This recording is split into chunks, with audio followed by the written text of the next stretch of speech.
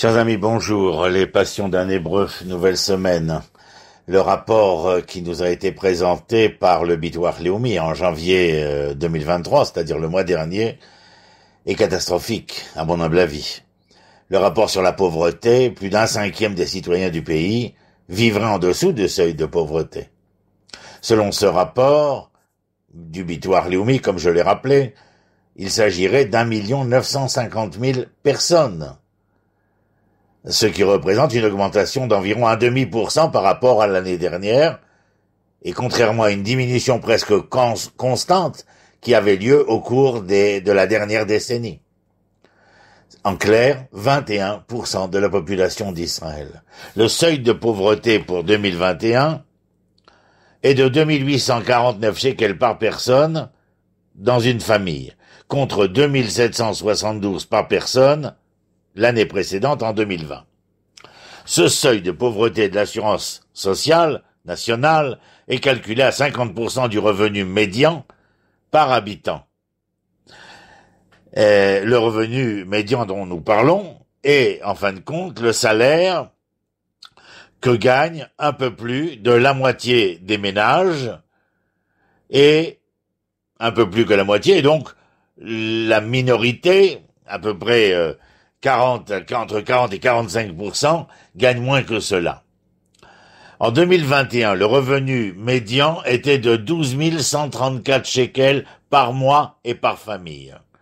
Les personnes telles qu'elles sont définies dans cette enquête et au sein d'un milieu familial sont le nombre de personnes dans la cellule avec un règlement qui calcule la taille de la famille pour l'avenir. En effet, chaque enfant supplémentaire qui naît coûte moins cher que l'enfant précédent, tout en maintenant le même niveau de vie. Le revenu net par habitant, de manière standard, était de 5698 shekels par mois.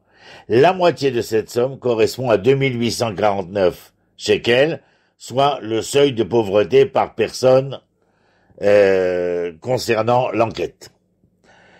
La signification de ce nombre est qu'une famille de 2 parents et 5 enfants, soit, selon le modèle d'enquête, 4,75 personnes, est considérée comme pauvre si elle gagne, après impôts et abattements, moins de 13 533 shekels par mois, tandis qu'un couple sans enfants, 2 personnes seules, serait considéré comme pauvre avec un revenu inférieur à 5 698 shekels par mois. Le taux de pauvreté a augmenté d'0,5% par rapport à l'année dernière. Cette augmentation-là est inhabituelle dans le contexte d'une baisse presque constante, comme je l'ai dit, dans la dernière décennie, et plus précisément entre les années 2017 et 2020. Le taux de pauvreté a diminué de 1,4%. Alors, cependant, les débuts de cette augmentation interviennent après une baisse significative en 2020. Une baisse qui s'explique principalement par la baisse du taux de pauvreté chez les personnes âgées. 19,8% en 2019, 16,4% en 2020. Et apparemment, la cause en serait que durant la période du corona, de nombreuses personnes âgées ont reçu une aide gouvernementale. Globalement, le taux de pauvreté avait diminué entre 2019 et 2021 de 0,4%. Au niveau géographique, la pauvreté en Israël est inégalement répartie. Alors qu'à Herzliya, il y a 9,5% de personnes en dessous du seuil de pauvreté, Tel Aviv, c'est 12%. Yerouham, dans le Negev, 23,6%. Et Jérusalem, 42% des habitants vivent sous ce taux de pauvreté. Bnei Brak est aussi une ville assez pauvre, avec 38%, et selon ce même rapport, Rahat, la ville bédouine, c'est à peu près la moitié de la population, 45,5%. Beersheva est en dessous de la moyenne nationale, avec 18,1% des habitants sous le seuil de pauvreté. Même dans d'autres parties, la pauvreté est très hétérogène. Alors que la moyenne nationale est, comme nous l'avons dit, 21%, dans la société arabe, elle atteint 38,8%. Dans la société ultra-orthodoxe, 39,7%. La participation au marché du travail a également un impact. Il faut le prendre en compte. Alors que 73,1% des non-actifs en âge de travailler se situent en dessous du seuil de pauvreté, bien entendu, selon le rapport du Bitoire Leumi, seuls 16,5% des salariés et 15,2% des indépendants se situent en dessous de ce seuil. Les troisième et quatrième âges se situent sous la moyenne générale avec un taux de pauvreté de 16,8%. Depuis 2019, le rapport sur la pauvreté est basé sur des données administratives détenues par le Bitoire Leumi. Les données administratives présentent un certain nombre d'avantages, dont le premier est qu'il s'agit du revenu de tous les Israéliens et non d'un échantillon. De plus, il s'agit de données réelles et non des données rapportées par les répondants à une enquête. Et d'autre part, enfin, je dirais, dans les données administratives de l'assurance nationale, il n'y a pas de revenus qui ne proviennent pas du travail ou des pensions, tels que les revenus du capital, loyers et dividendes, et les revenus des allocations qui ne sont pas fournis par l'assurance nationale. La sécurité sociale fait une estimation de ces données, mais bien entendu, ce ne sont pas de réelles données pouvant rentrer dans le revenu simple. De plus, la sécurité sociale ne peut pas comptabiliser les revenus du travail au noir.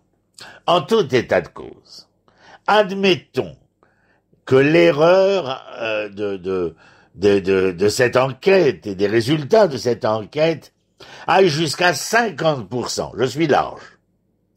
Même s'il y a 50% de réel dans ce que nous avons énoncé, il est évident que cela nous met dans une situation particulièrement tragique et dramatique.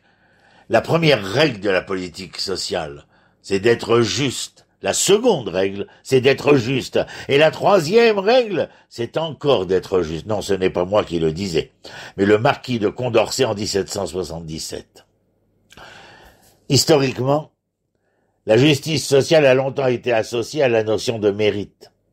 Cette idée est notamment très présente, vous vous en rappelez certainement, chez Platon et Aristote, au-delà de leurs différences.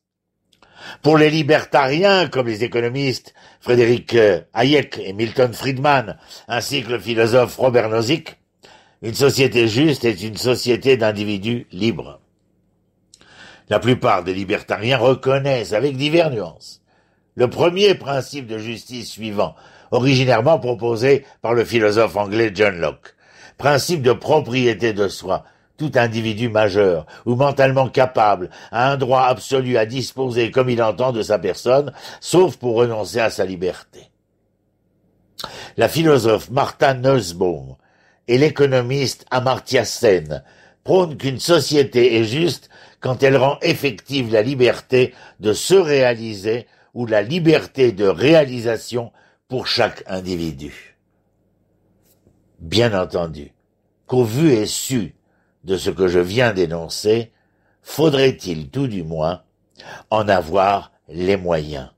Surtout dans une société où le consumérisme est un véritable étendard et où l'économie de marché, de par son anarchie, broie tout ce qui ne peut se mesurer à elle sur son chemin. Alors nous espérons bien entendu que l'État d'Israël sera à la hauteur de la pensée prophétique énoncée dans les textes bibliques à travers l'ensemble des prophètes, c'est-à-dire une justice sociale pour tous. Shalom, shalom, Leïtaot.